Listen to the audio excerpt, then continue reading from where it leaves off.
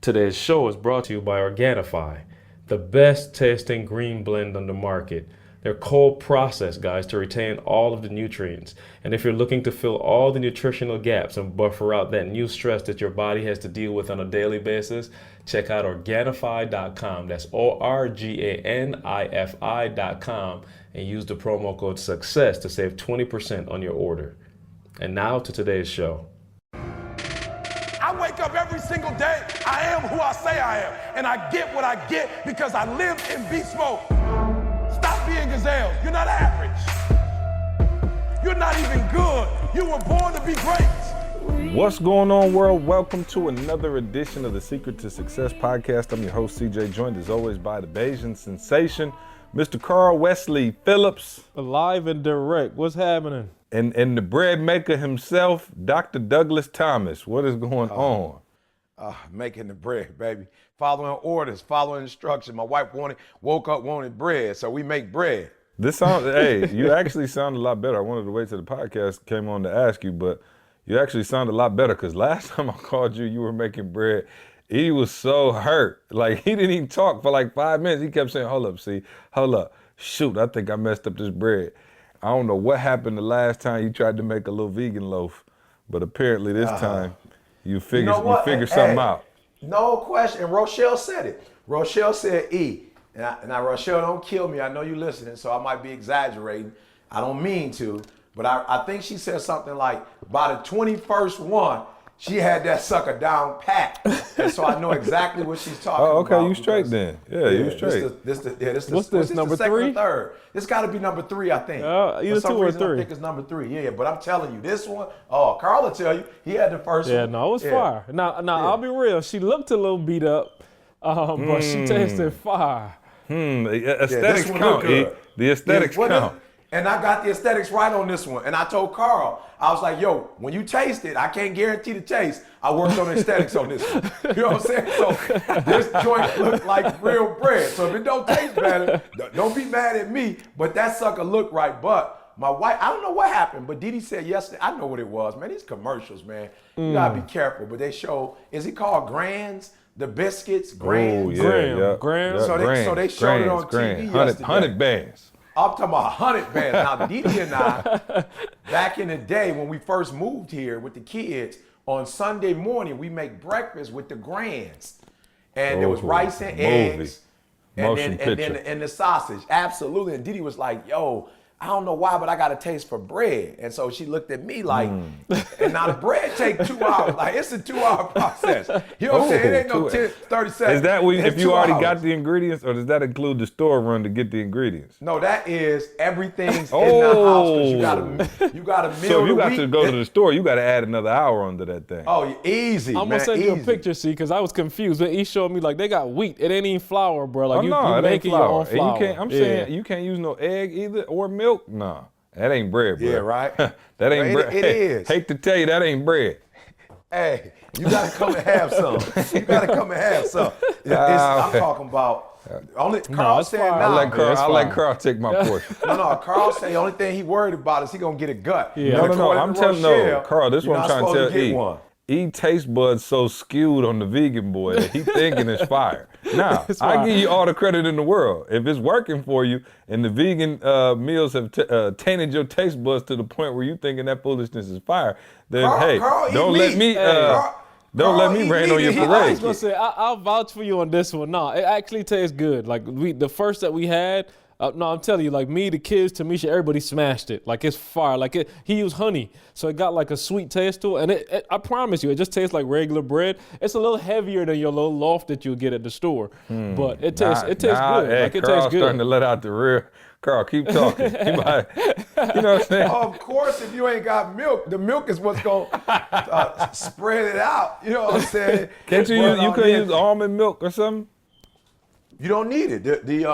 The ingredients doesn't require. What Rochelle gave me, you use hot water, 6 cups of hot water to be exact. No. Not the exact measurement. Yeah, no questions asked. So 6 cups of hot water. What else? Give us the ingredients. I don't know. Let me see. Let me look at the recipe. I'm saying, I'm beginning to question you now. You just made it now. Sound a little fugazi.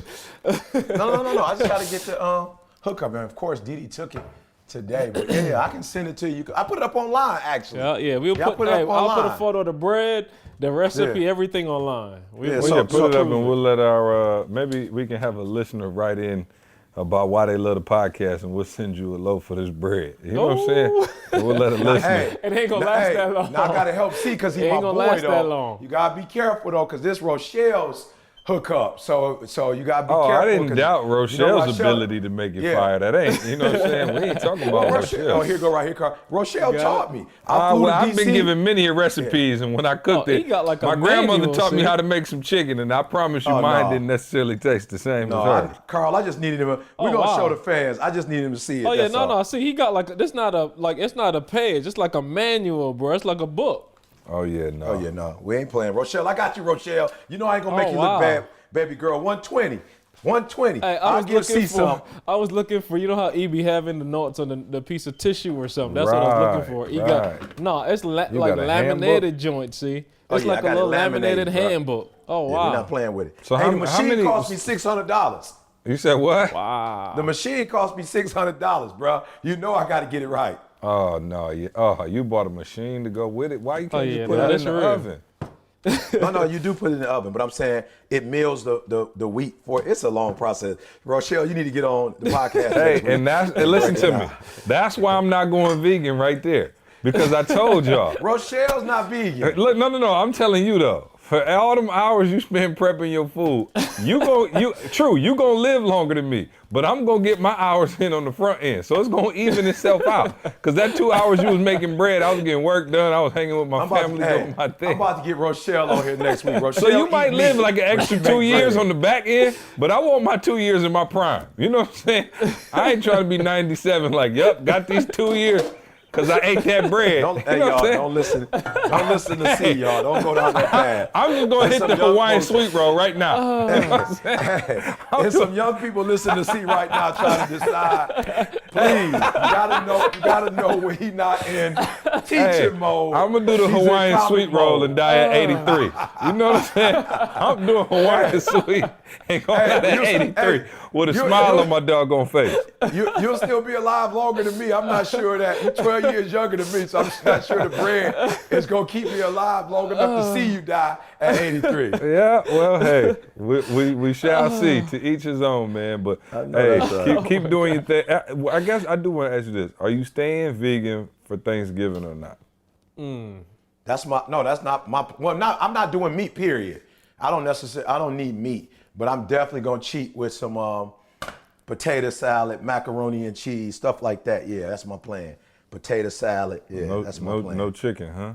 No turkey. I'm good on the meat. I'm just being real. So are I you don't still miss gonna make a some. turkey, I don't or is miss that it. a violation of the vegan? No, not at all. Oh, can you I'm make the turkey? No, bro. I told y'all I ain't no. I'm not signed up with the vegan club. You know what I'm saying? Well, I know. Peter had tweeted you a couple times, so I didn't know. I know. You know what I'm saying? But I had to let them know. I Peter had to feeling let like them you on know. their side now. If they hear the Yeah. podcast, You know what they might not renew your scholarship. I'm not on their side. I'm not on their side. But You know what I'm no, saying, I'm Carl? definitely.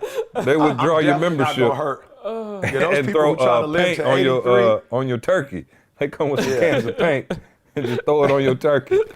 all I'm traitor. saying is all those folks out there who love my turkey, I'm not about to put you on punishment because I'm doing the vegan thing. Okay, well, we appreciate that. So, Oh, no doubt. now that we got that straight. Hey, and I'll take your share of the dressing this year.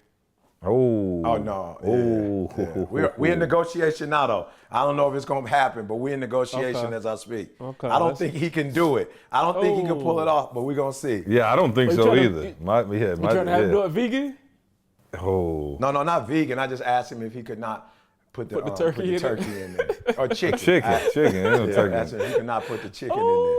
He looked at me like, it was weird though. He looked at me like, yo, E, I'm gonna try. You know what I'm saying? He gave me that look, like he dogged me out. He looked at me like, okay, I don't know. I'm not sure. You know what I'm saying? Yeah, you had to let me know how that goes. So LeBron, I need you to come down to court and dunk the ball, but do me a favor, don't dribble. Right. Just don't dribble it for me. And Just they take come off all from the way half down. court. But from still half want the court. same dunk. Yeah. Wow, unbelievable. I got a couple of things. There's all kind of stuff going wrong at the Quinney household that I wanted to discuss on the podcast. One, if y'all hear some background noise, it's my whole side of my house is not getting repaired. So we got people. Is it the fans again? Sanding and drilling. And the whole nine. So where do I start? Okay, let's start. Well, first of all, what would you do? You know what I'm saying? Here goes a situation. And then I want to do a fair foul with my wife that just happened about an hour ago that I need y'all opinion on. We having more calendar fights, okay? So first thing happens, on Friday, I'm headed to Trey's school, right? Pick up him and Avery, it's about 4:45, something like that. And my phone rings and it's the school. But I missed it. Like I tried to answer, but it clicked. I'm like, why are they calling me like right as school's ending on a Friday? That don't even make sense. So, you know, Trey, he's had some issues, just being a little rambunctious at school, right? So I'm like, all right, here we go. So I get up to the school and Trey's at the front desk. So I'm like, what's going on? He's up there with another little boy, and the little boy got an ice pack on his lip. And I'm going, oh, Lord have mercy. So I'm like, all right, cool. Come here. Let's go talk to the teacher. And the teacher said, well, he was on the playground and another kid was picking with Trey, and Trey kept telling him to stop. Like, I guess he was behind him. And he kept like hitting his head and just playing around. Trey turned around and told him to stop. And the teacher was like, she was on her way over there to tell the little boy to stop messing with Trey. And I guess the third time my man did it, Trey turned around and threw a right hook, bust the kid in the lip. Now, here's where the dilemma comes in. He hit the wrong kid, okay? He hit his other homie in the mouth and blew his lip out. And so I get up to the school and the lady's like, okay, the kid was messing with him. You know, Trey's usually not, you know, aggressive in that particular manner. Usually he's just horse playing, but that was a little out of character. But the kid was messing with him. So now I'm in this position where I'm like, okay, I do believe in standing up for yourself. Somebody pushing you in the head and you turn around, you know, you gave him a couple warnings. Okay, but then you threw the punch and hit the wrong kid. So I'm in this weird position where I gotta punish him, but I'm not really punishing him, but I'm trying to teach him how to solve a conflict without hitting, but he getting hit. What would y'all do in this situation? What am I supposed to tell my son? I'm like, okay, don't hit him, just go tell the teacher. But I'm like, yo, my man gave him, one part of me is like, yo, he gave him 3 chances. Don't touch my head, quit hitting me in my head. And Trey turned around and he set the record straight on the wrong kid. I'm like, Lord have mercy. Why did you hit the wrong kid? But then I can't really say that because then he thinks, oh, okay, cool. As long as I hit the right cool to kid, hit. I'm good. So I'm figuring this thing out as I'm going. Your kids are older than our kids, but. Yeah, I'm telling them to hit the right kid because that's and I'm saying that, see, because that's what you believe. I'm saying that's your value, That's see. what you believe. Right, that's what you believe. So Well, I do believe in standing up for yourself if that's what you mean. Absolutely, yeah. No, that's what I mean. You wanted him to, because it was 3 times, you wanted him to go bust little man in his mouth. And if he would have bust the right kid in his mouth, we wouldn't be having this conversation. It was only because he hit the wrong kid that we talking about this. So what I'm telling you is, knowing you and your values, you should tell little man, if they give him 3 strikes, they out. And you know what I'm saying? But I'm just saying, for real, as a parent, I don't think we should be playing games. Like, really tell your children what you really believe. Right. You know what I'm saying? And explain why you believe that. I'm not the guy that believes anymore because my kids are grown. I'm not like black and white anymore. There's so many gray areas when you have kids. Oh, so many, bro. Yeah, but I'm saying, I think what you do with your children is you confuse them when you go back and forth. And so I just know for me, there's some things that I do that's probably not right in terms of my kids ain't always for it. But one thing they can't say about me is I'm wishy-washy. It's like, yo, we know who our father is. We know what his values are. We know what he believes. We have to adjust accordingly. You know, so I would just tell little Trey, like, you go talk, if it was me, you go talk to the teacher when somebody does something they're not supposed to do. And if the teacher doesn't resolve it and she doesn't do what she's supposed to do, at some point, you just can't be nobody's punching bag. Don't kill them, but you do need to put them in their place and let them know, like, I'm not the one, you know, to be messed with. Like, you know, we can play, we can have fun, but when you abuse me, I'm going to have to stop you. Yeah, but then the other problem I got is my daughter is the bully in her class. She's the antagonist. Oh. So I'm fully expecting to call any minute here like, y'all kids is no longer wanted. My kids on probation up there. I'm like, Avery about to get work release. You know what I'm saying? They like, look, little girl, she tearing kids up. She just aggressive, man. I'm like, and I promise you, the crazy thing is, I was like, yo, I'm not raising my kids rough. I play football. I don't necessarily want Trey to play football. I don't even want Trey to play football, to be real. I'm about to dead it all together. And so I'm not the rough and tumble, like TJ just got his kids, just gorillaed out from day one. I'm not even on that, but some kind of way my kids going that way. But anyway, I appreciate the advice. Because you own that. Yeah. No, I'm not on that in theory, but you own that though. You know what I'm saying? I'm just being real. You played football. You were rough, if you know what I'm saying. You are rough, and so they picked that up from you and not. I think the difference is when you're an adult like you are, you know how to manage it. You know what I'm saying? I just think when you're dealing with a child, especially your daughter, which I got different rules for girls. You know what I'm saying? Because girls just get roughed up. So she might as well start with the roughing. Right. You know what I'm saying? She might as well just start with it. Okay, so then I ain't gonna tame her. No, I'm just being real. Like, cause Jada on that. You know what I'm saying? Like, Jada's aggressive. Now, it may hinder her from getting married early. She might have to wait till her late 30s to get married. But one thing I can say is that I never really had to go up to the school because boys was picking on Jada. You know what I'm saying? Or Jada was being somebody's punching bag. I never had to deal with that because Jada gonna knock you out before you knock her out. You know what I'm saying? So with the girls, it's different. But with the boys, that could turn into him being labeled in school as a troublemaker, as a fighter, and now they're gonna treat him different in school as a result of it. I don't think they're gonna look at a girl who's protecting herself or who's a little aggressive. They don't necessarily look at girls like that. So we just gotta teach Trey, like, yo, for real, you do have to defend yourself, but some kind of way you can't get on the side where people are now seeing you as the bully, especially now with all of these bully, legislation and then bully programs at the schools. We do have to teach him, but at the same time, see, like, you can't be nobody punching. Yeah, I don't really worry about. Trey, a good kid. I don't worry about him bullying nobody at all. He a teddy bear, but he got a little streak in him now when he get mad. Yeah, and I'm not saying Trey. I know Trey, but I'm saying you have some teachers. You know what I'm saying? When he get in the 5th grade, 6th grade, and they see, he's got a little stock to him. He got a little size to him. You know what I'm saying? I'm just saying this is whole. Swag. Yeah, he's an aggressive kid. Yeah, for sure. Yeah, some teachers will see that as, oh, he's aggressive. No, it's not that. He's going to protect himself. So I'm saying we do have to talk to Trey and prepare him and let him know, yo, this is the school you go to, the world you live in. You got to protect yourself, but you also have teachers or a community that might be looking at you a certain way when you lay hands on folk. So we need to be as diplomatic as we possibly can. Let me hear how that conversation goes with a 3-year-old. I want to hear how that goes. Hey, man. Is he only 3 the way he laying hands? Is he only 3? He laying hands like he 5 or 6. He's 3, man. But we'll continue. So that was Friday, though. Monday, Tuesday, I got 2 good reports in a row. And today when I dropped him off, he said, Dad, we're going for 5 straight. I said, just give me 3, son. There you go. Give me 3. Yeah. Give me 3. I'll take 3. Small. So I'll let y'all know on the podcast how the streak is going. Under-promise. Over-deliver. You know what I'm saying? Exactly. Real quick, fair foul, and then we're going to move on to a couple of topics. I got a couple of things I want to get into today.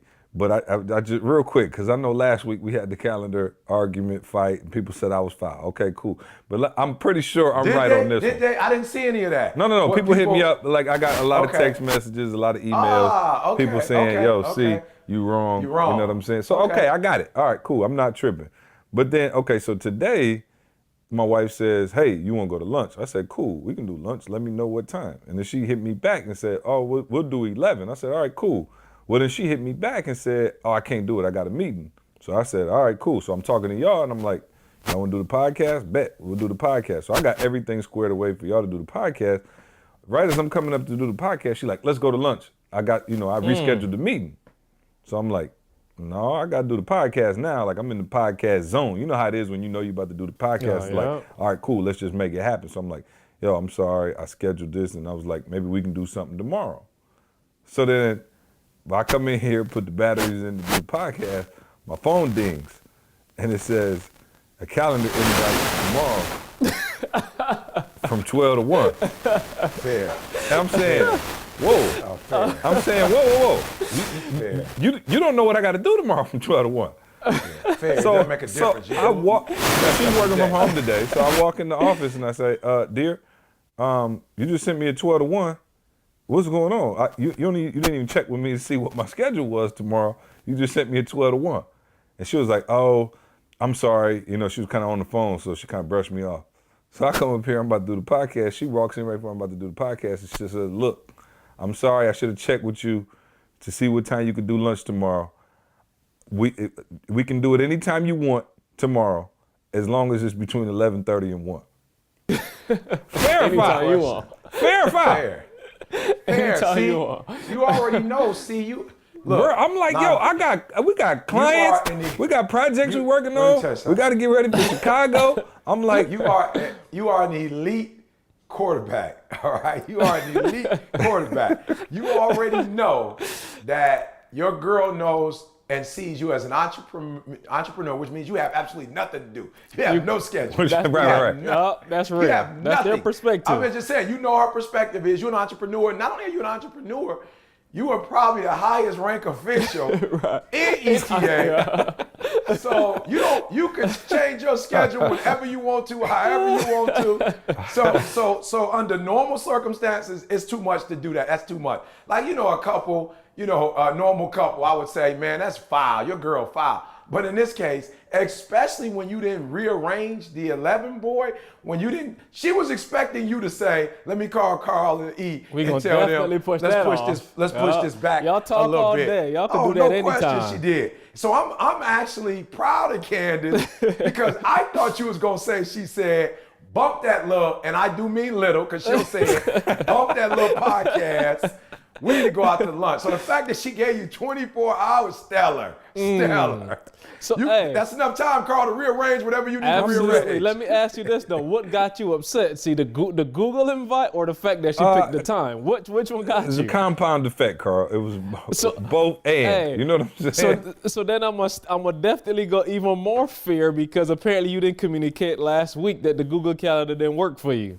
Apparently you didn't have that conversation. Bruh, I had the conversation. I told her, hey, I'm not comfortable with getting Google Calendar invites because I forgot one time to put gas in your car.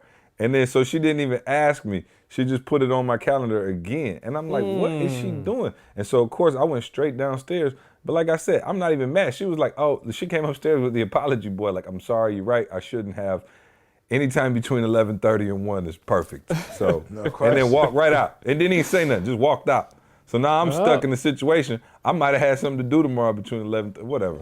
All right, cool. Not anymore. File again. All right, I'm done with the calendar. We got it. I met with Carl last night. We got to talk to Carl. But I got to ask y'all this, though. Is it fair or foul that Didi is now using fair or foul in my marriage? You know what I'm saying? She's actually using the term fair or foul in our marriage. Fair or foul, ET on his phone while we trying to watch a show. I already know Didi. I promise you. What'd she say? Give us an example. No, yesterday because she asked me late last night to make bread. And she don't know if I got all my ingredients or not. She knows it's a 2-hour process. But she said last night, when I get up in the morning, I want bread, fair or foul.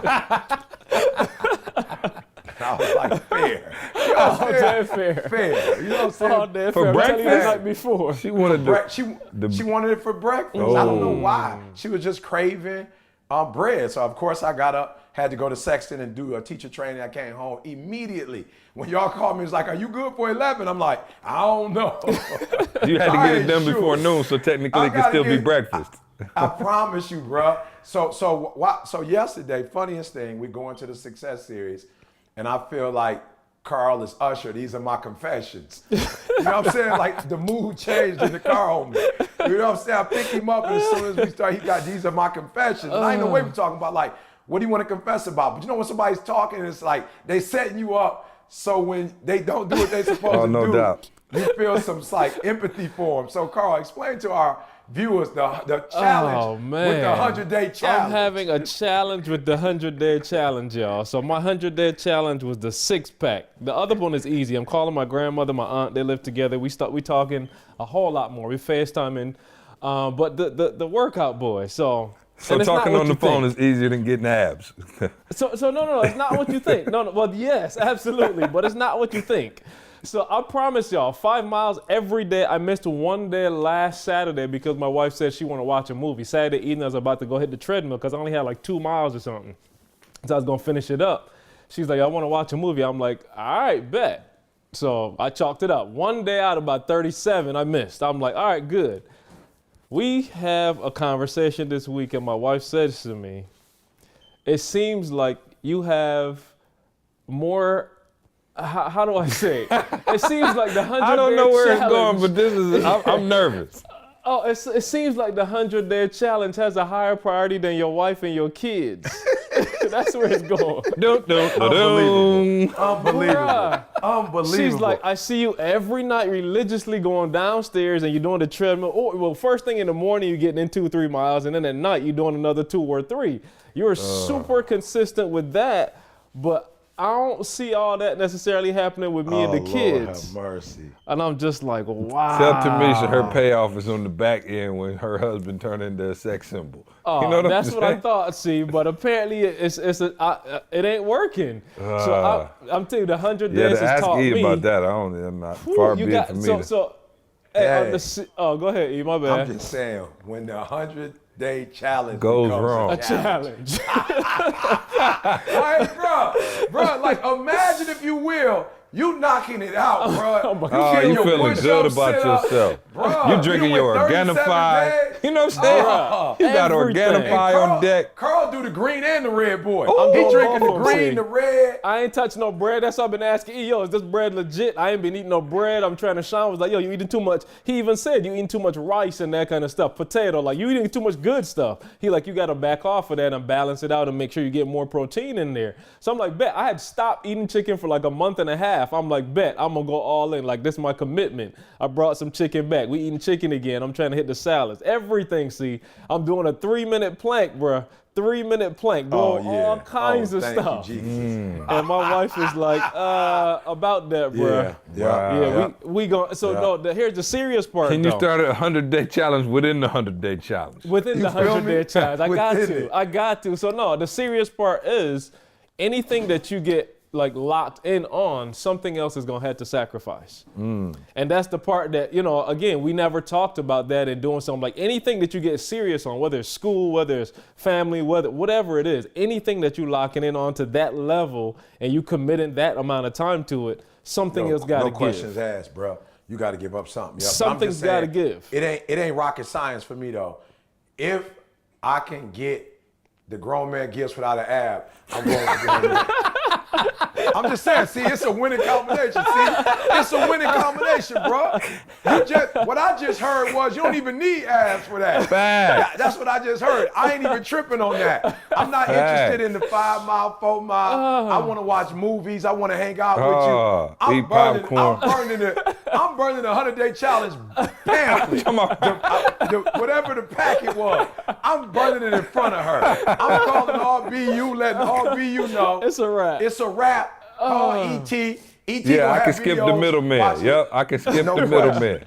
No so- question. I've been let's just robbing say Peter I'll to be pay Paul making- for no reason. Yeah, for no reason at Hey, all. I'll be making some kind of adjustment. I don't have a full plan yet, but with my 100-day Well, challenge, give us we the can be plan on making next some week's podcast. adjustments. Just give us the plan. Let us know how Got you've it. altered Yep. things. I got you. You know, life And is got quiet you. as kept though, see, he don't. It ain't like he really needed that. You know, the 5 miles anyway, or the 6 miles anyway. You know what I'm saying? I don't really know why he was doing it in the Right. first place, but. You know what I'm saying? But I'm definitely letting it go right now. I'm talking about I'm burning in front of my wife so she can see. I will never walk another step. No more Without steps. you by my side. Yeah, no questions, bro. This is a good problem to have. This is a good problem to have. Now, I ain't gonna lie though, Carl. I do remember just before the 100-day challenge, and I was running a lot, and 5-6 miles a day.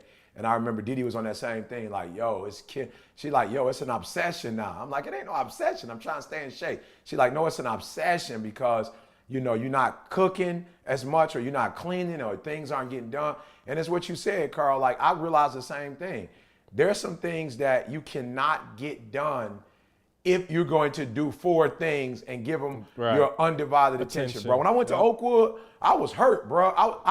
I told him last night, not only did I not do the 100-day challenge, Now I'm not gonna sit here and lie. I did about 5-6 miles here and there, and I did, pull-ups, whatever. But I'm saying I wasn't consistent. And the biggest challenge was at least 2 days when I was at Oakwood, I forgot. Like I was so engaged in the work I was doing at Oakwood that I forgot. And what I realized is like you only have so much mental space. So I literally left my phone at home. I didn't even realize I didn't take my phone with me to calculate my steps. And then generally I'll stop and say, all right, I got a 10-minute break. I'll do some push-ups. Or I got a 10-minute break. I'll run to one building back to that. Bro, I wasn't even on that when I was at Oakwood. I forgot about the 100-day challenge. So you're talking about time, Carl. I'm talking about mental space. You only have so much storage. There's only so much you can get done. And so before we go into these like major endeavors, we really do need to sit back and ask ourselves, unless you're just lazy and you ain't doing nothing, then yeah, you got time. But somebody like Carl and CJ and myself that already got 100 million things on our plate, like we gotta be real, bro. Do we have enough room on our plate for one or two more things? Yeah, no question, man. No question. I wanted, I wanted to go somewhere else, but we spent 30 minutes playing, so I'm gonna have to cut one of those and save it for next week. I'll be honest, we've been rocking together for a long time, and it's not a whole lot of times where like something shocks or surprises me or, makes me go, I wonder what. And I did not say anything to E, and I haven't said anything to him until now. And I don't know how deep he wants to go into it. But as your right-hand man for just a long time, I was like, yo, let's just have first of all, I ain't talked to you a lot this week anyway. But, it's been like, I've been like really thinking about it since last week. Like, whoa, it's kind of different. And I don't know how, we can be as delicate as you want with the actual situation with Oakwood. But you were back on campus recently, and I want to talk about it, and I want to honor however much privacy you want to keep about it.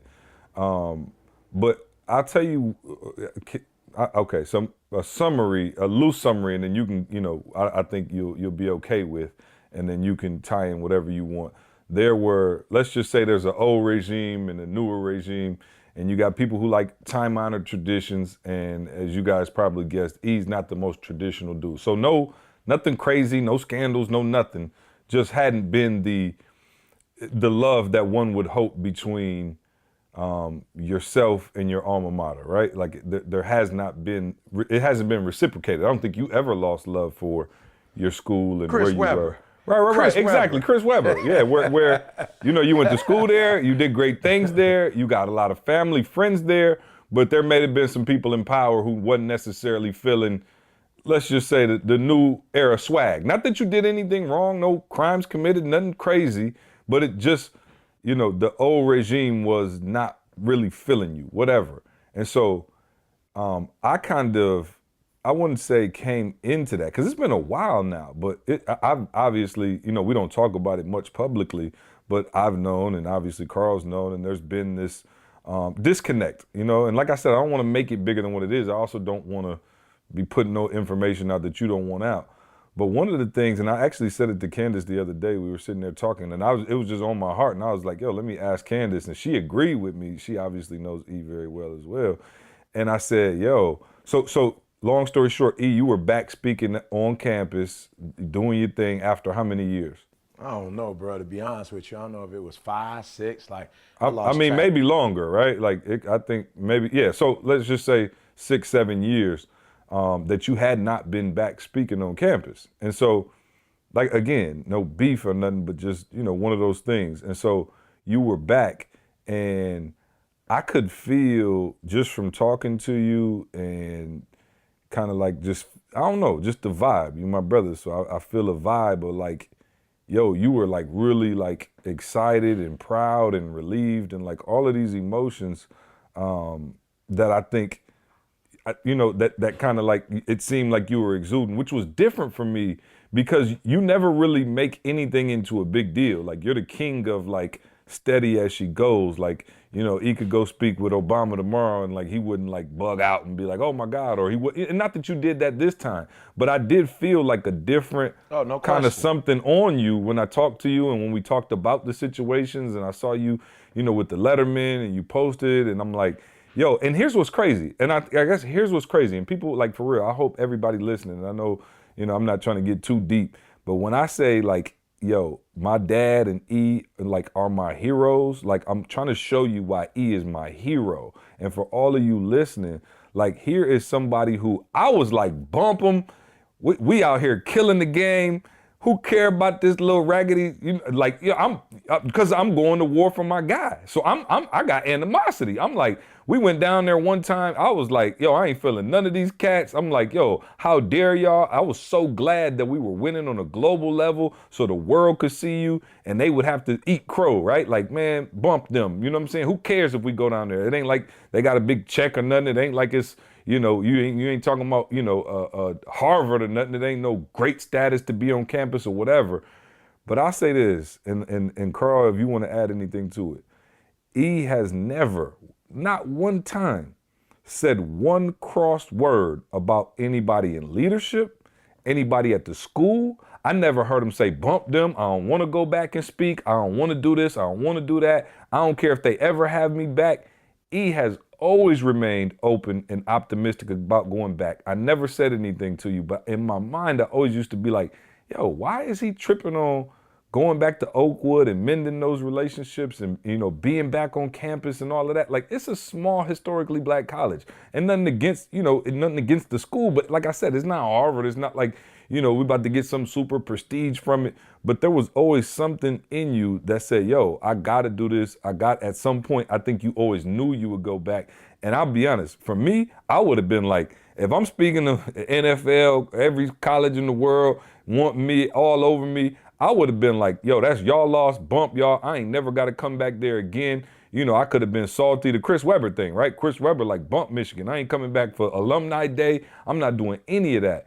And I'm so proud of you, man. And I'm so I'm still learning from you every day. Cause this weekend, like I said, I had to talk to Candace just cause it was on my heart so heavy. And I'm like, yo, wow, E really wanted that moment.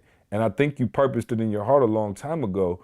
And you actually got that moment over these last few days. And so, like I said, I hope you don't mind me sharing some of that, but I wanted to save it and have a genuine conversation on the podcast just about that moment, about what it was like. Cause I think you can help some people who have been hurt or who have fractured relationships, who like me are immature and ready to just throw the whole thing away. Like, okay, you did me dirty. I didn't even do nothing wrong. Okay, bump you. Me and my family, we don't need nothing to do with y'all.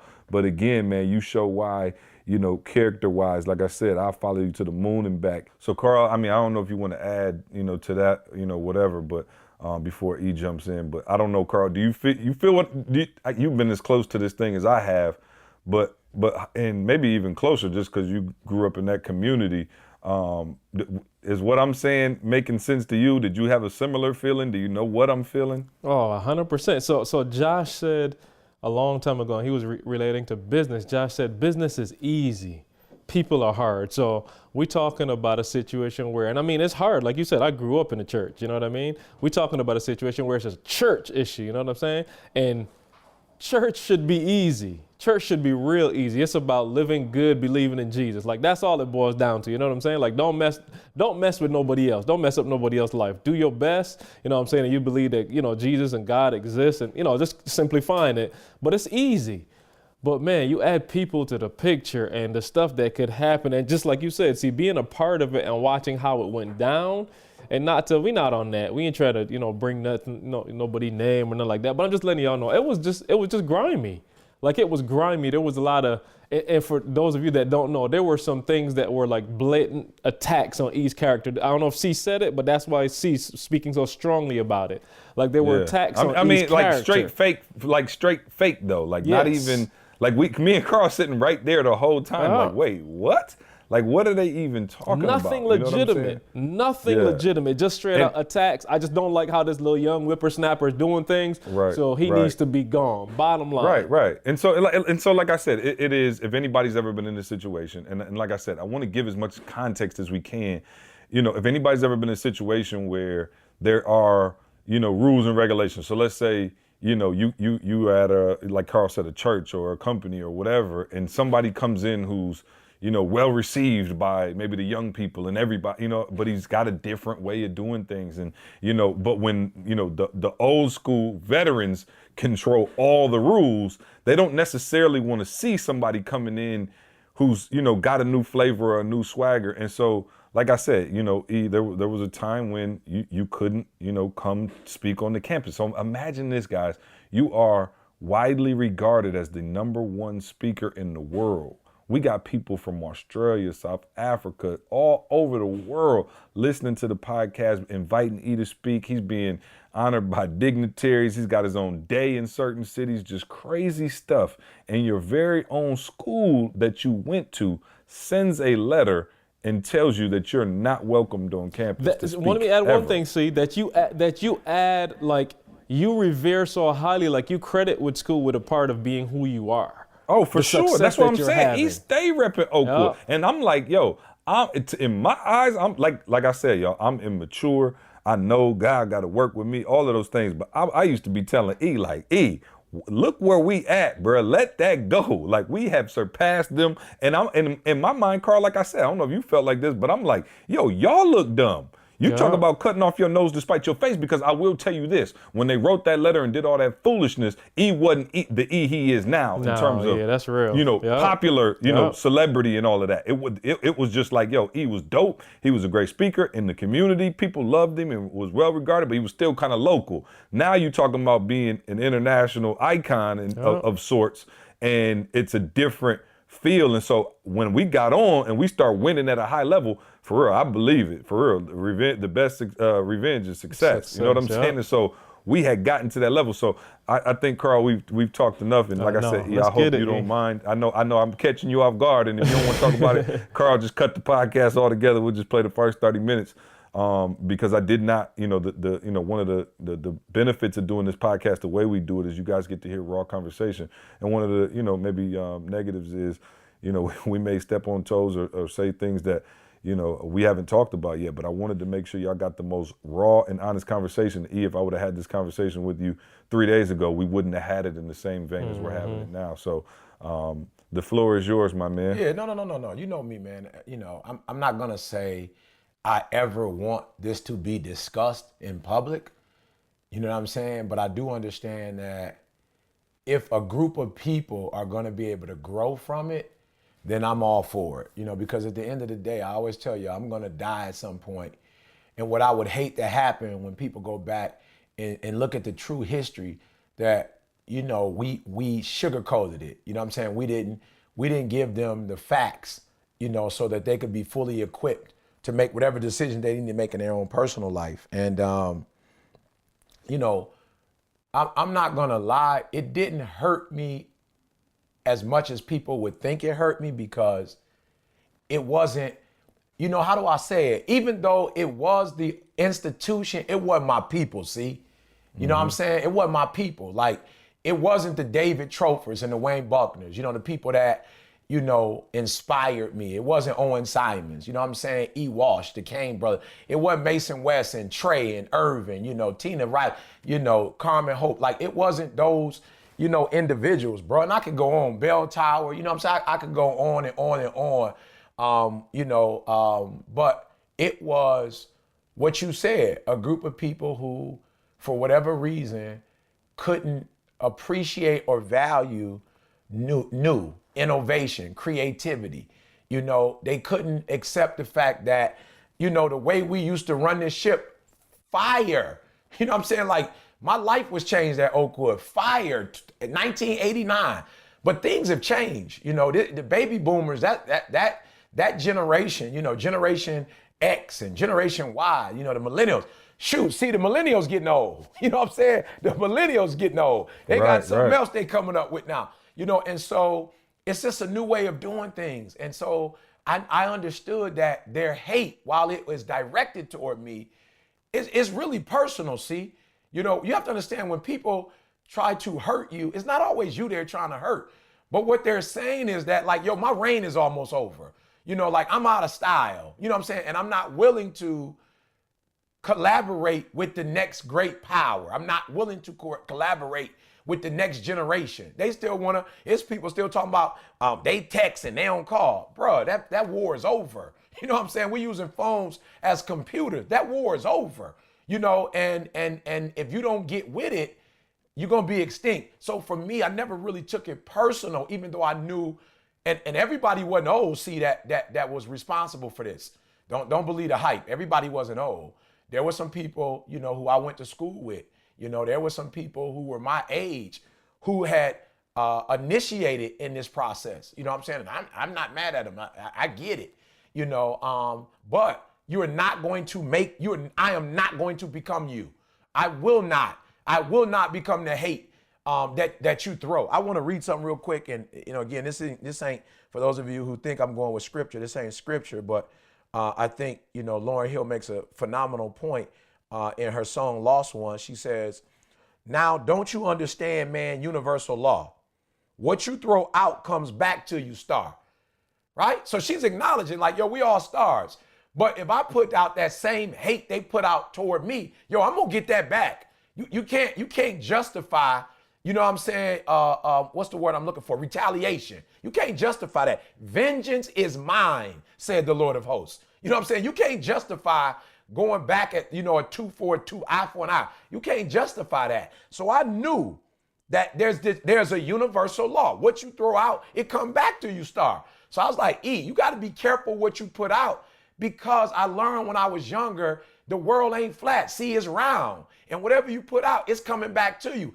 And this is the part that I love. She says, never underestimate those who you scar, because karma come back to you hard. You know, never underestimate. Now, you might scar somebody and move on with your life, but karma is real. Karma ain't no joke. You can call it whatever. I know there's some people listening. Eric, are you literally classifying as karma? I'm going with the song. You understand what I'm saying? You reap what you sow. You understand the principle. But here's the part that I love. You can't hold God's people back that long. The chain of Satan wasn't made that strong. You understand what I'm saying? The chain of Satan. And I knew those people that was hating on me, the chain of Satan ain't made that strong. You can't hold me back. You can't hold this passion, this fire, this love, this commitment that I make to people. You can't hold that back. You not that strong. The power of Satan ain't that strong. You are not going to be able to hold me back. So I always knew, keep your dignity, because one day everything you do in the dark come to the light, everything. And so when it comes back, I just wanted to come back like, yo, that wasn't on me, that was on them. Because what she said, and y'all have to understand what was so deep about it, I wouldn't come back to Oakwood, and people used to think that I was like, oh, he think he big time. Oh, he can't come back. And the reason why I never told him why I couldn't come back is because I would have to expose the people that harmed me. And I didn't want to expose them.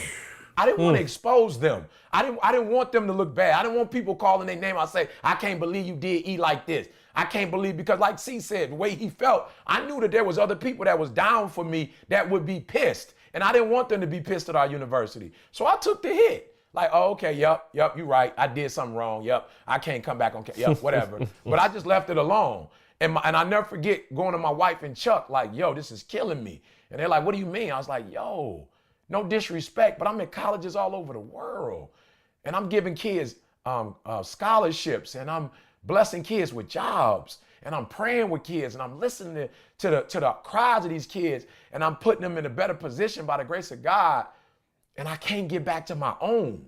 Like, it hurt. Like, yo, I'm like, here's a grown, and when C talk about my anger, that's why I get pissed. That's why you see me go green, because it's like, yo, who are you as a man to stop me from my God-given calling? Like, who are you? Like, just because you got a pen and a pad, who are you that I'm not doing nothing wrong, but because you sit on a board, you know what I'm saying? And you're supposed to be on the board to help the institution, not use your power to do what you want to do, but you're supposed to be uplifting it. And here I am, somebody that has the power to come to the university and help the mission of the university. We're not even talking about give money on alumni. I have the power and the influence to be able to push the agenda of this university forward. And I'm being held back because of jealousy or envy or misunderstanding. It's like, yo, God, this can't be real. And I cried many a days. And I reached out to my wife and Chuck, and they both was like, "Blood, check this out, E. They can't stop you. You can't go on campus, but they hear you on YouTube, E. They know who you are. They listening to the podcast. They listening to the mixtapes. They read your books. They can't hold you. The chain of Satan wasn't made that strong. And I'm telling you, when I got on campus, bruh, shout out to my boy David Richardson. If you ever read the book, there was a confrontation I got into, and I talk about how my boy went in the calf with me and single-handedly, walked me in, and we sat down with the dudes that was whatever trying to, create some tension. And I take ownership of what I did wrong, coming to Oakwood with a different, in a wrong mindset. But my boy came on that campus and shut them down. Like, don't nobody want this. That's my dude. Don't nobody want this, man. And we've been like brothers ever since. And he just recently left a job where he was like a vice president for a university and came back home to help serve the president. And his first agenda was ET need to be on campus. It ain't no questions. We ain't contemplating. We ain't meeting no board. We ain't doing none of that. ET, tell me when you can come, and ET on campus. So, man, my boy Dave, man, I would love him. I already gonna love him for life. But after this move he made, man, to let me get home, and you did see the happiness, and you did see the glee, and I was like a little kid in the candy store because I was home. I went back to the place that first turned this boy into a man, and helped me mature, where I married my wife, where I learned my profession, where the world, Michigan State got introduced to me from Oakwood, so I told my wife, if this plane crash, if this plane crash or I don't make it back home, I know God got to look at me and say, well done, thou good and faithful servant. Well done. I know all them kids that I blessed, we took kids grocery shopping, we put money on their cash apps, we blessed kids, man, and man, went and ate with kids, man. And I just said, God, if this is my last shot at Oakwood, make it. All I could think about, man, was Denzel Washington in the, what was the movie, guys? Remember the Titans. Remember the scene, see, where the refs is just blatantly cheating. See, blatantly. It's obvious that they try and take the championship away from these kids, man, who worked so hard.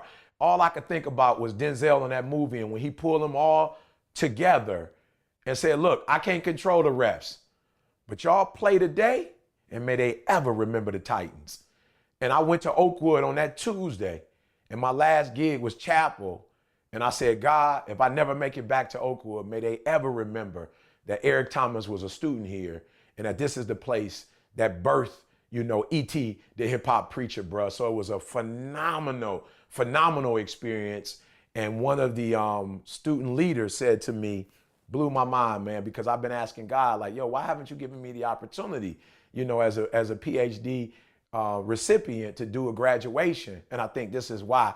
She said, we would love to have you do your commencement here, and it'll be my first commencement will be at home, so I hope if it doesn't happen, I'm not tripping, but if it did happen, man, it'll be the best book I ever wrote, the best chapter of a book I ever wrote in my life. Man, and I'm sitting over here getting choked up. Yeah.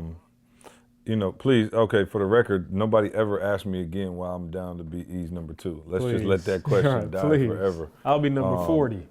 Yeah, no. So, man, I don't even know where to go. Usually I'm able to transition things, but that was that's powerful, man. And I think, like I said, to operate at that level of integrity, even when and okay, so I do know where I want to go. You said something earlier and I forgot, but let me come back to it.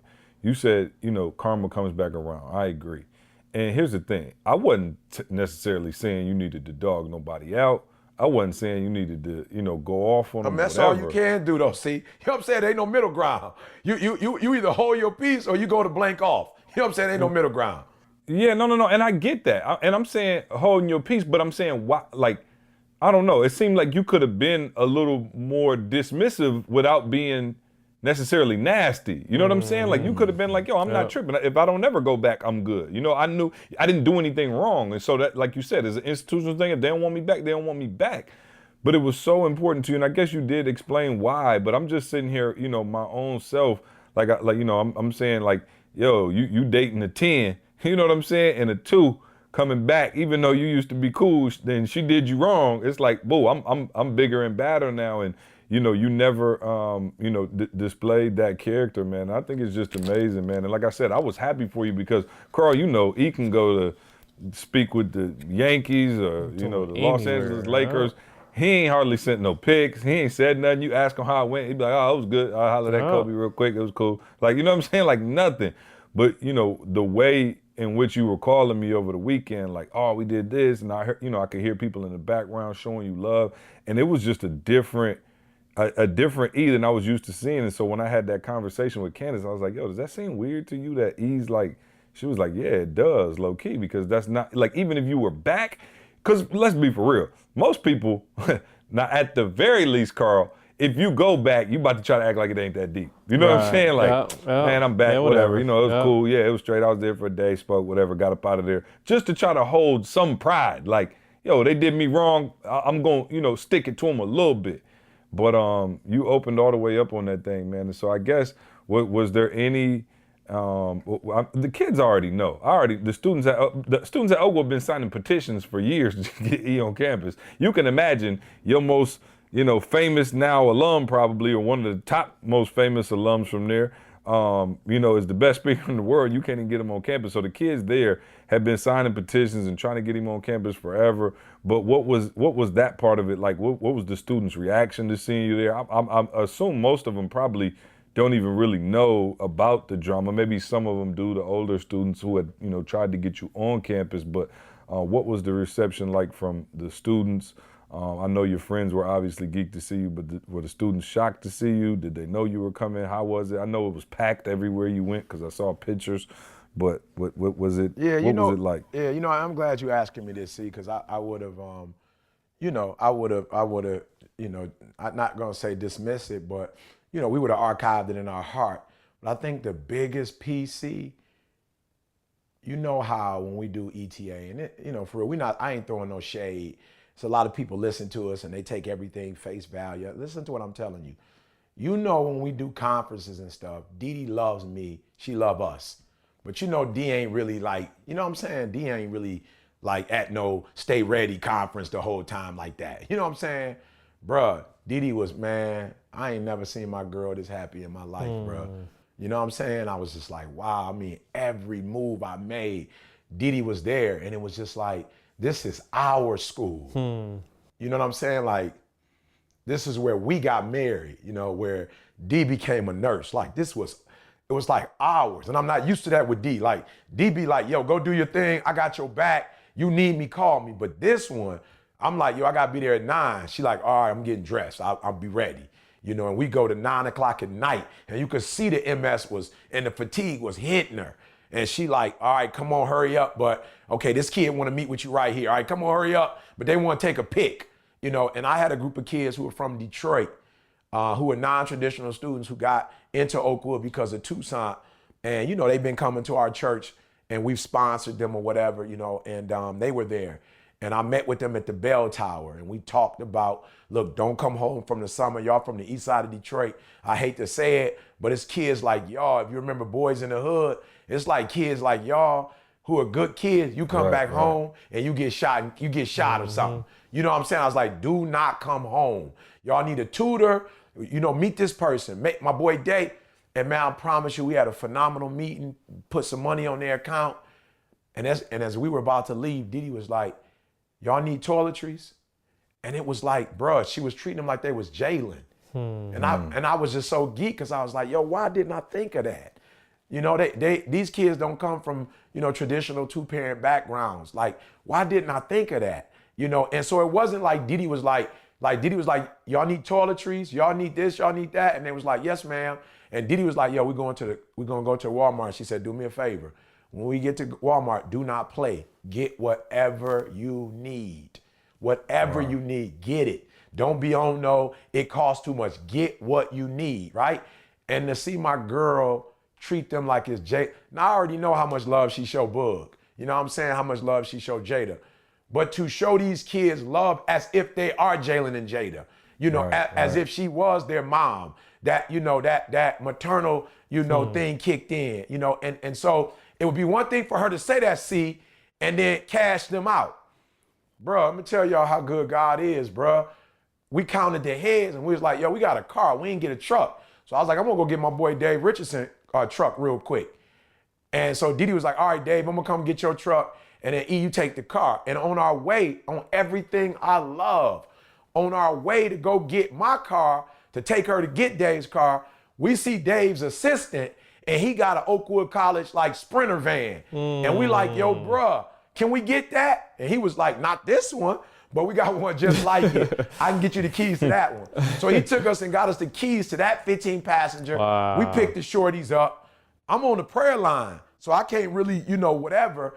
Why did he take them in and walk them, like all of them, and walk them in and got their stuff with them? Like, didn't just send them in, like on that motherly stuff, walked them in, took them to each whatever. And I remember one little kid got in line, was disappointed. He was like, man, I couldn't find a baby powder. And Didi called me like, stay in line with them. I'm about to go get the baby powder. And I just was like, yo, God, like, man, I ain't, what I'm saying? I respect my wife. You reserve the right. She won 6 Super Bowls. You know what I'm saying? You want to play just the fourth quarter? I'm good with that. You know what I'm saying? You want to come in whenever you want to come in. Ain't nobody tripping. But Oakwood, she never said it was too much, bro. She was at everything. We went to nostalgic, boy. She wanted to go to the calf. To the market and grab a fry pad. I'm like, boo, that stuff is disgusting. Why would you want to get it? Like, what are you doing? You know what I'm saying? Like, we got bread now. I can take you to the hospital. You know Literally and figuratively. You know what I'm saying? I got bread, boo. You know what I'm saying? But she wanted to go on campus or whatever. Then she took Lee Lamb's son, all his boys, Shannon and Shirley's kid. She took, she just took my girl Siobhan, who was in Virtue, took her daughter out. She took Kale out. I didn't even know Kale was coming. Took Kale out. They all brought their friends. They in college, so they don't come along. They all brought their friends. And man, we went to one of the nicer restaurants. Once again, Didi don't play. Not only can you eat, if you want to get, I remember being a college student. If you want to order, she said, if you want to get something to go, Wow. get dessert, And so, man, see, it felt so good to be able to, Pucky's son, Owen Simon's son. You got to talk about. I guess there was a moment, and you told me, and this is when I knew. I was like, okay, yeah, this is special to E, and I'm almost, sick. I didn't get to witness it, but now it sounds like it was, perfect situation with you and D on the solo kind of. But I would have loved to have been there. I'm sure I'll catch the next one. But you said there was a moment where, again, the old regime, new regime thing came in, and you were about to speak, and you had took your hat off because you were like, oh, I'm on campus, I'm about to do this thing, and you kind of felt that old spirit. But I won't steal too much of your thunder, but tell that story and just kind of how that was like the full circle. Well, much respect, man. If there was one thing I remember having as a kid, how okay, I could play an instrument, or I know I'm gonna be able to play football or basketball. I knew when I was a kid I had a gift of, hospitality and respect. I remember I walk in the building, take my hat off. I've been, unfortunately, I don't know how it happened, but been wearing a hat since I was a shorty. And I guess I do because of hip hop. All of the Fat Boys, Run DMC, UTFO, everybody, for whatever reason in that era just was sporting different kind of hats. And so I walk in the building, take my hat off. Yes, ma'am. Yes, sir. And the level of revere that they used to give me, it was just like, yo, this teenager got mad respect. So for me, that's been one of my, hallmarks, if you will. You know what I'm saying? Like my ability to respect my elders, you know what I'm saying? And to know my place. Like, yo, here are the boundaries. You don't cross these boundaries. So here's Oakwood. And I told you, I had just, spent so much time with the seed, of people who meant so much to me. And now here I am with their kids, being able to be a blessing to their kids. And so I called Lee Lamb that morning or the night before and said, Lee, I need you to cut me up. You know what I'm saying? Let me get that fresh fade, high fade me, military boy me out. I'm looking at, okay, I need to wear my Kohans, not my J's, because the Kohans are comfortable, but they still have more of the corporate feel. Let me get a dark black jean and a nice little polo shirt. And my boy Dave Richardson hit me and was like, yo, E, bro, I hope you don't plan on coming any way other than how these kids know you, the hip hop preacher. And I was like, but Dave, bro, this church, bro. He's like, no, this ain't church, this chapel. These kids chapel. They don't have a facility big enough for these kids. This is where we have them right now. I apologize. I need full-blown ET, hat, gym shoes, t-shirt. I need it all. Don't mess these kids up. And I must confess to those of you who watch me and believe that I have confidence, I do. But I still struggle in some areas, and I've always struggled with, revering and honor those conservative people in our faith and not wanting to make them think that I'm disrespectful, to this community that made me who I am, or responsible for taking me, to that level of maturity, And so I didn't want, they were in the building. Some of my professors that knew me, you understand what I'm saying? Some of my mentors were in the building who are very conservative, and who believe in certain boundaries, et cetera. And I didn't want to disrespect them. But David says something to me that C's been saying for a long time. And I guess for me, it's like, I believe C, I understand what he's saying. I'm going to try my hardest to do it. But David being older than me, David's 49, David being older than me, and I knew he grew up in this community, he said to me, why are you even worried about them? Who are you here for? And when he said that, the scales came off my eyes. It wasn't even about Oakwood. It was about, there's still 10, 15% of ET that he reserves because he's trying to make everybody happy. And I walked in that church that day saying to myself, it's over. It's over. I will only concern myself with the people who I need to concern myself with. I will not concern myself with haters anymore, or people who don't understand my calling or my mission or my vision anymore. I won't give them my attention. I will only give my attention to the people who I've been called to minister to in this generation, in this age. That's it. I'm not focusing on nobody else. And I went in there, and I'm not going to lie, Carl, the first 10, 15 minutes, it was very uncomfortable. Sure. When people was coming up to me. I got the hat on in church. I'm seeing the president come in, his lovely wife. You know what I'm saying? They brought in, Carl, they brought in a dignitary from Africa. Oh. My man's stupid concerned. You know what I'm saying? I'm that's like, another level of conservative. You didn't pick the worst day. The ban has been reimposed. Oh, the ban is back. The ban is back. You know what I'm saying? It was a short list. It was a short-lived We'll start release. writing the obituary. You know what I'm saying? And so, man, I got up though, man. I got comfortable. And I'm going to tell you what happened. Dee Dee was sitting, just like we were when we was 18, 19. She was sitting right there with me in church, and she looked at me. She didn't say nothing. She saw me with the hat on. She heard what Dave said, and Dee Dee is conservative too. And she looked at me with, like, yo, I love you. Do you? Like, don't. And she said it before we walked into church. She's like, don't do me like that. Like, don't give me that 60, 70, 80% thing you do sometimes when you thinking about them. And she's like, these kids deserve that dog you got. They deserve that. You go in there and give them that. I know it's going to be streamed, and you're going to have haters watching. You're going to have people that don't support you watching. People are going to have something to say. But I felt in my spirit, Dee Dee look at me and say, as your wife, I give you permission. May they remember the Titans. May they remember the Titans. We don't know what's going to happen after this. We're not 100% sure. But right after I did it, and y'all can appreciate this. See, you played football. You could definitely appreciate this. It was when I finished, doing everything, all the speaking, all the one-on-ones, all the questions, taking kids out to eat, shop. I did all of that. And then the coach, I met with this basketball team as well. And the coach came up to me just as I was leaving, the night before I was leaving. And he came up to me and gave me the Letterman jacket, And you know what the Letterman jacket means, You know what the Letterman jacket means, Everybody on campus ain't wearing a Letterman jacket, You understand what that means. That jacket is reserved, for a select group of people. And when I put the jacket on, he said, see if you could fit it. And I put it on, I said double X. I'm like, bro, I'm definitely not in a double X. But I put it on. And must being have been watching the NC State video. Yeah. I was there, right. Or they don't got no short basketball players. You know what I'm saying? The Letterman jacket ain't for a dude in a large, And I put the jacket on, and I felt so much pride, man. And I felt like that was God saying to me, well done, thou good and faithful servant. You did it. You didn't act funny style. In those years that you were banned, you didn't act a fool. You kept your composure, and I'm proud of you.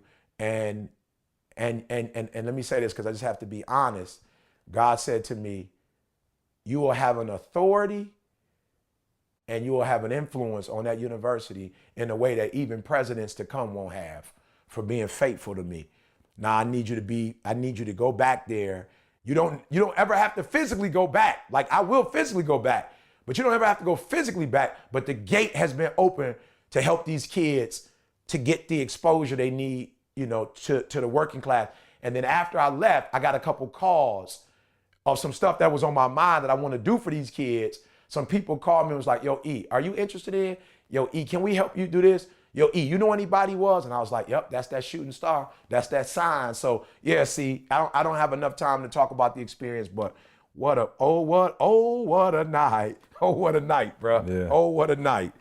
Yeah, well, let me just say, man, I'm proud of you, man, and thank you for being an example, bro, because it ain't many like you, and like I said, that was, it was just, it was another lesson for me, man, when I was listening to you. I almost felt bad, Carl, you know what I'm saying? Yeah, I'm like, no, that's wow, real. like, Yeah. It came full circle, and I'm like, wow, that's why he wasn't tripping. Like, he knew this moment would come, he knew this experience would come, and again, placed, the highest order on others and not himself. And so, yeah, man, just thank you for being an example. And let me tell y'all something, man. Like I said, I don't reserve nothing when I say, E is the best in the world. And, I know a lot of you listening probably think that because you probably wouldn't be listening if you, didn't have the same type of admiration and respect. But let me just say this, and Carl knows, we've met a lot of people in this industry. We met a lot of people who do, similar things to what we do and, things like that. And like I said, man, E all day is who he says he is. And I love this podcast because I think you guys get a chance to see, people want to know, like, is it real? Is he really like that? You know what I mean? And it's just an honor and a privilege for me to be able to say, like, yo, up and down, through and through, probably even more so than what you think, with the humility, the love and respect for others, and, never taking anybody for granted, taking advantage of anybody, like those kind of things, man. And you don't see that in our industry, man. You get behind the curtain sometimes and, the Wizard of Oz is just some crazy looking dude talking into a speakerphone. And, it's real, and so I'm just, I'm grateful, man, to even, be, a part of this thing with you.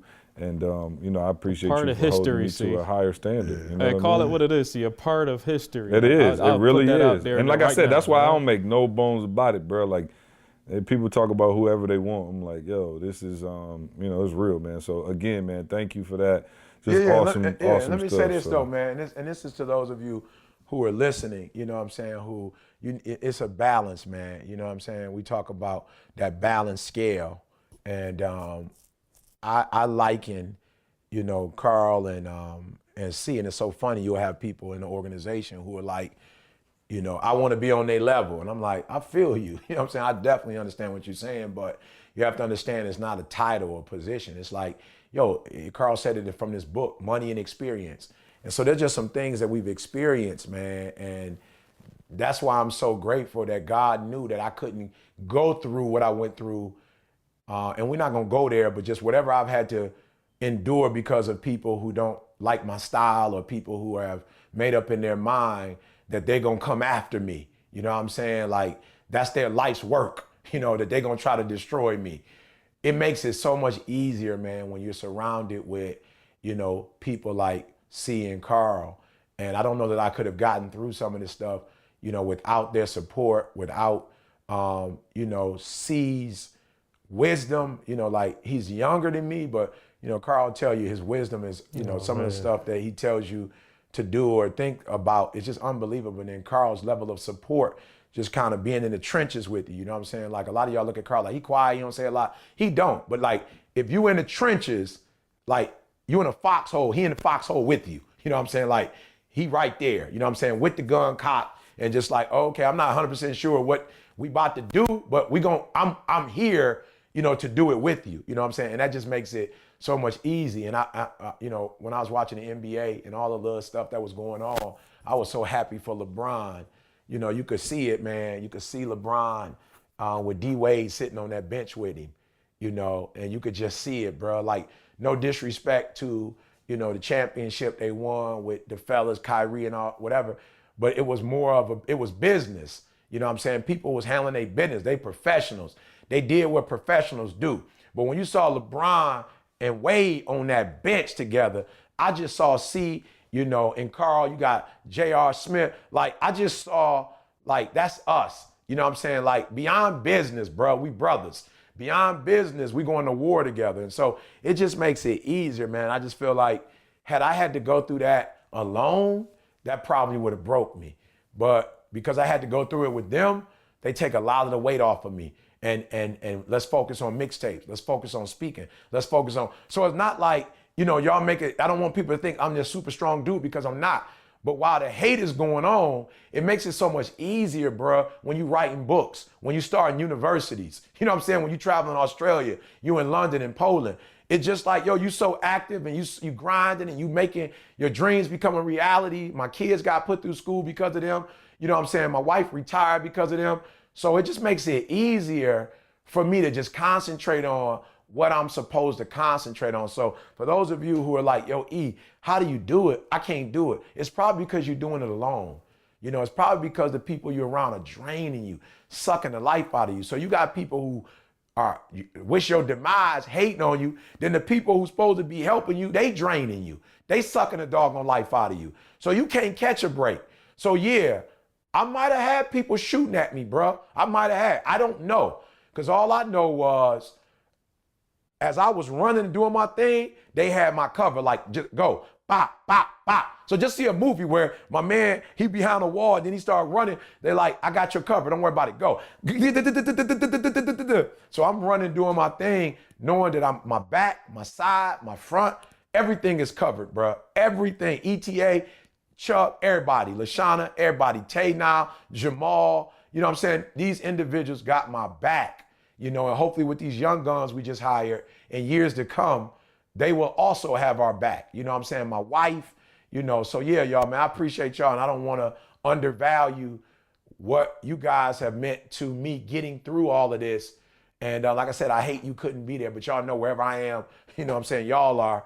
But to at least have Didi there where it all started was unbelievable. Yeah, and I don't even want to say it because I know we could get another hour out of this and we got work to do, but you know, I'm just thinking about how important it was for you to forgive your father. And I wondered if you never forgave your father, would you have been able to go back and experience that? You know what I'm saying? So it's like as you talking, I'm just putting the pieces together like, wow, like you truly healed from forgiving your father. And so now it's like, yo, you if you can absolve him from that, you know what I'm saying? Like somebody you don't even really know nearly as much, who not even a family member, you know, you can definitely forgive them. And so just putting the pieces together. But again, man, proud of you, love you, man. And yeah, keep showing us the way, bro. Keep showing us the way.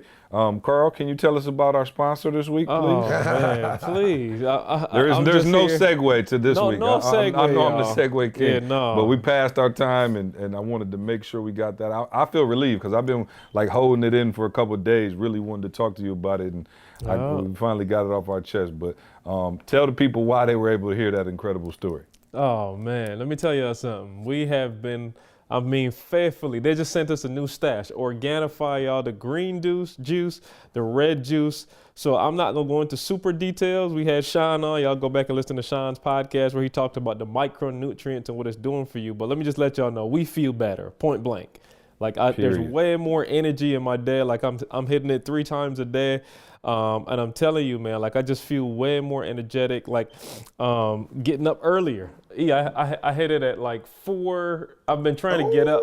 Yeah, I hit like 4. I forgot what time it was, but it was before 5. I'm trying to do 5 consistently, but it was before 5 this morning. And I'm just telling y'all, man, the Organifi is real. I got a couple of people that hit me up like, yo, can we get some? I want to try it first. I want to buy. I was like, come to the house.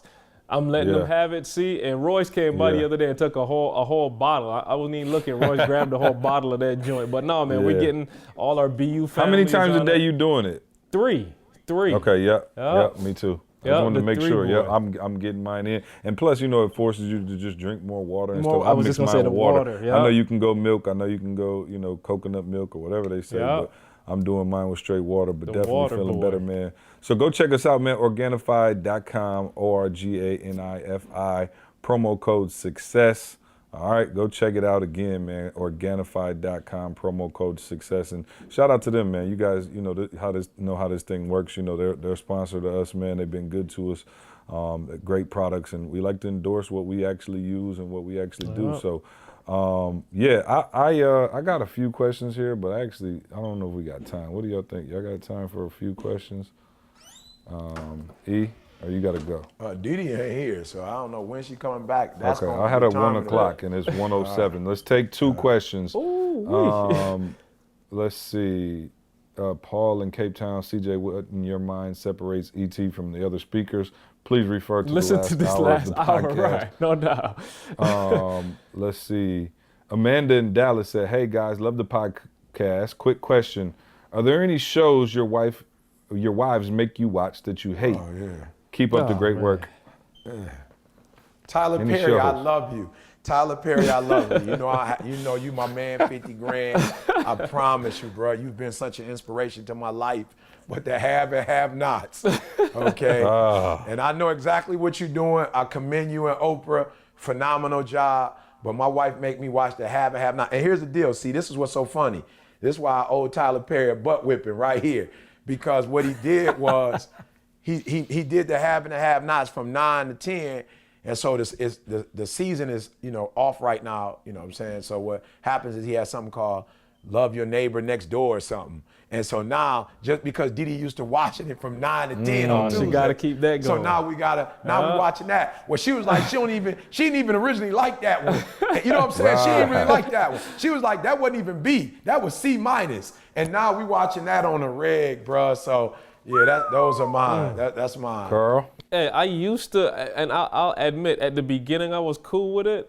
HGTV on a whole. Like that whole channel, love it or list it. The whole. At first, I was like, "Yo, this kind of cool, like a unique way of going about looking at the housing market." All that. But no. After I'm talking about, that's the only channel Tamisha turned the TV on to now. Like I'm talking about the only channel, bro. That Carl, you just hit mine. I can't stand them shows. I'm not gonna lie to you. How my least favorite is House Hunters. Because I'm so I don't understand it. You know what I'm saying? Lady, come on. I'm a school teacher. He's a janitor. Our budget is $922,000. I'm like, what in the devil? We want to live in the city, and I want to be able to walk to work. How you a school teacher? He a janitor. How y'all got a $900,000 budget in San Francisco? You know what I'm saying? It just ain't real, bro. I'm like, what in the devil? So. Yeah, no, that's mine as well. I can't do it no more. Although we haven't watched it in a long time, but we do have a couple shows that we watch together that we both enjoy. Man, I just can't keep up with this stuff, man. And I want to. I watched Walking Dead for a little while, but my girl was like, "Nope, this is too much for me. I can't watch it anymore." So I ain't watched that in forever. But we do watch Suits, and we watch Blackish, and those are like the 2 shows that we watch. So, we don't have to watch many shows that I don't like. My 600-pound life. Oh, I don't know. Oh, yeah, I forgot you watched that foolishness. Oh, yeah, I saw it once or twice, and I mean, it's the same episode every week. It's the same thing, it's just a different character. Everybody chunky. Same script, different cat. Everybody chunky. I will say this, though. You watch them shows, it will make you want to go work out. You like, okay, I need to get this treadmill. No, can I say this? I ain't trying to be funny. Like, much respect to all of them and what they're trying to do in terms of, unfortunately, they have a different type of addiction and probably maybe even a different metabolism. You know what I'm saying? I don't want to get into that, but I just feel like some people got blessed metabolism. You know what I'm saying? They eat just as much as I can't stand them little skinny heifers either. Yeah, it just don't. You know what I'm saying? But I will say this, though. Man, when I look at some of the stuff that they eat, I'm like, okay, I'm good on that. You know what I'm saying? Like, when I see them eating fried chicken and a big bowl of macaroni and cheese, I'm like, I'm good on the macaroni and cheese this week. You know what I'm saying? I don't say it's gonna last forever, but at least for now while I'm watching the show, I'm just like, wow, no, E, this is how you get to that level. Yeah. Like, this is how you get out of control. So, yeah, bro. Yeah. And this how your line on your shirt start roaring. I'm talking about roaring, see? I'm talking, be smooth. That boy E started getting chunky. That boy Carl looked at him and said, "Hey, your shirt got a little extra roar this week." And, Hey, and I'm not Carl even will tripping. let you know when you putting on a couple. Yeah, That's but I'm Carl saying- Roll in the company to let you know when you slipping on your workouts. I wasn't even tripping that he said it. I looked down and felt the roar, and was like, "Okay, yeah." E. Hey, y'all ever seen the thing with the cat, the little cat looking in the mirror? That's what E shirt was. It was the cat at first, but when he put that boy and on. then- Hey, you gotta tame that thing. Hey, and then when somebody triple framed my gut in the NCC state, boy, I said that they triple framed my gut. He was You know what I'm best and saying? he hit it the third try on that It's joint. trick Bruh. photography. Bruh, I was like, it's no way. That has to be the fitted. It's the way to fit it is. You feel me? It's the way to fit it is fitting. So I Hey, had to Millie, reverse it. Millie Vanilli said, "Blame it on the rain, baby." Blame it on the rain. Unbelievable. Yep. All right, cool. I gotta go, y'all. I had a 1 o'clock meeting that is now 1:12. So, let's wrap this thing up. E, why don't you give us a? Oh no, wait. Sorry, announcements. Sorry, y'all gotta stick around for one more minute. Chicago, we will This be there. weekend. When you hear this, I'll be on my way Yep. to Chicago. It's going down, man. I'm super pumped about this too. We got some special guests coming in. It's gonna be crazy. So if you're in or around Chicago, come check us out this weekend. After that, November 12th, we are in LA. All right. We out in Cali, man. Come check us out if you anywhere near the West Coast or if you just want to fly in and get away from the cold weather. I know it's getting cold in some of y'all states right now. Yes, so come sir. out to LA Yes, for a indeed. couple of days. And do that. The cruise, phenomenalcruise.com, phenomenalcruise.com. Come join us, man. We're going 7 days, man. We're going everywhere. All right, all the islands you want to go to.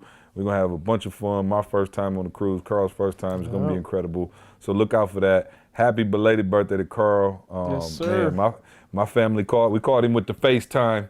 We got the whole fam singing him happy birthday. Hey, man. I'm I like talking that. about I like every that. was Hey, singing. we doing better as we get older. We doing better on wishing each other happy birthday. Oh, no so question. pressure's on, Hey, y'all. I called him and said, hey, I'll pay for lunch or dinner. You know what I'm saying? I try to be mindful. And that You know was what I'm big, saying? y'all, because I don't think E ever even said happy birthday to me in the 40 years that's we knew huge. each other. That's huge because Yeah. eat Yeah, cheap that's and don't big. ever want to pay for dinner. You know what I'm You know what I'm saying? saying? That's You know what what's I'm even saying? bigger. That's now- what now- make me mad. So now we got 2 times that I'll do it. You know what I'm You saying? know what I'm saying? Yeah. I 2 think I times a told year. y'all this before. E is the cheapest but most giving person you'll ever meet in your life. You pull up at a window, E. You pull up at the fast food. E will search for $1 for about an hour and a half, so he don't have to break a 5. But then take 150 Oakwood kids shopping and spend $8 million on toiletries. It's unbelievable. Yeah, man. So Because once you break that 5, see, that's it. It's Once you gone. break it, that's it. You know what I'm saying? It's over, bro. Yeah. Hey, 2 things though. Roy, what up, Roy? We coming to the West Coast. Don't play us. Make sure you connect with us. And I wanted to say, in terms of the cruise, I had a couple people say, you know, that's going to be a long time. And this is what I told my wife. I said, your kid's going to be on there. Your mother going to be on there. I want to say your mother-in-law going to be on there. is it bad because I told my wife your kids ain't gonna be on there to entice her? No, I'm gonna be honest though. Here's the challenge though. For me, I told Didi like, yo, everybody you love is gonna be on there. So you're not like, you don't even have to call nobody now. You know what I'm saying? Like everybody is there. So it's like, it's not gonna be that deep. You know what I'm saying? It's like when you go somewhere and your favorite people not there, that's when it's kind of like, okay, I miss it. But I'm like, yo, your mama gonna be there, your kids gonna be there. Like, yo, it is what I try to get your sisters there. Other than that, it's gonna be a wrap. So I'm just saying, for the most You not part, we all enough, gonna be bro? there. What's going on? You not enough? Oh, definitely not enough. No.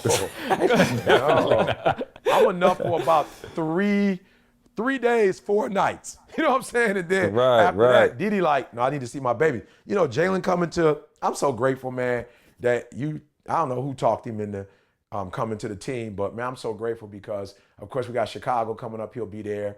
He's coming to the wedding with us. So it's like, I've never seen, and it's got to be something that happens in the womb. I'm not really sure what it is, but it's got to be something that happens in there because they're gone and Didi's still craving. Jada don't really come home. You know, it's almost like she out of state. And her mom called, you need your clothes washed? I'm like, yo, they gone. so I have an infinity for her, see, but unfortunately I have to say. Oh, something yeah. happened You in know the what, womb. though? I Yeah. do got to bust you out real quick because Boog came to Oakwood and he came back and me and him was chopping it up and he was like, yeah, I could tell my dad missed me. And I was like, what you mean? He was like, yeah, I could just tell he had a little look in his eye when he was hanging out with me. Like, Yeah, he don't talk like that at all. Yep, no, he tried to be all hard. Bull came back, spilled the beans, was like, yeah, my dad was geeked to see me. I tell my son all the time, I love him. I never get off the phone without telling him. I will miss him. It's just not like every week. It's got. I'm like, yo, give me 3 months, kid. You know what I'm saying? Give me. Okay, did you miss him? months. Yes or no? Was he selling wolf tickets or was he right? Did you miss him? He said you had a gleam in your eye. He said it was a little twinkle in your eye when you saw him. I'm allergies. It was allergies, and he confused it. You know what I'm saying? Hey, if you want to ask me off the, if you want to ask me off the line, I got you. But Jay Book can't know. Yeah, allergies. Book will take that and run with it. But But I didn't even ask him too. I was like, how was it? He was like, it was good. I could tell my dad was happy to see me. I was like, oh, do tell. You feel me? But I did text him about 3-4 weeks ago. I was like, yo, man, miss you, probably, whatever. So, he got to just take that and just super duper run with it. You know what I'm saying? But I feel him though, because he's so used to me.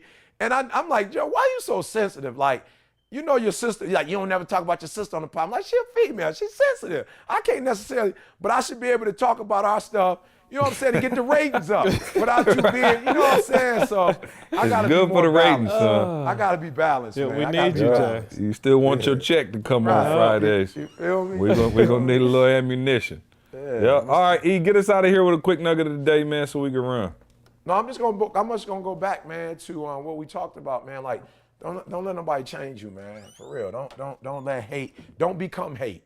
Don't become the thing you hate. You know what I'm saying? Like, don't let somebody who's jealous or envious, or whatever they are. You know what I'm saying? Don't become that because you feel like they getting the best of you. Like they might be shining today. People might take their word today, but let me tell you something. Sooner or later, people ain't gonna judge you by people's word about you. People gonna judge you based on what you do, your character. So you gonna get your chance in court to prove who you are.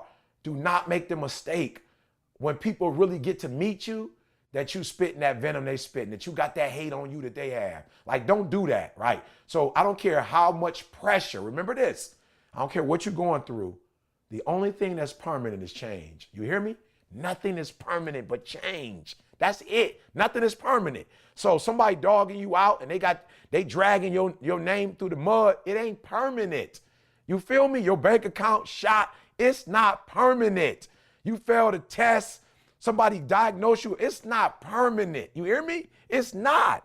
And so I want you to think about that. Okay, if it's not permanent, how should I act? How should I respond? How would I want to be remembered? How do I want my kids to look at me? How do I want my spouse to look like? What do I want to see when I look at myself in the mirror? And I promise you, I don't want to see hate when I look in the mirror. I do not want to see envy or jealousy when I look in the mirror. I want to see love. I want to see compassion. I want to see fire. I want to see commitment. I want to see purpose. So do me a favor. Even though it may seem like they getting the best of you, stay true to who you are. Let your character speak for you. And remember, nothing is permanent but change. Yep, appreciate that nugget, man. Love y'all, man. Appreciate y'all. Yes, sir. Love you too, Hey, man. leave us a review on iTunes, man, and come rock with us next week. Much love. I want you to focus on here right now. Don't you worry about when you get home. You concentrate on this opportunity. You don't worry about tomorrow.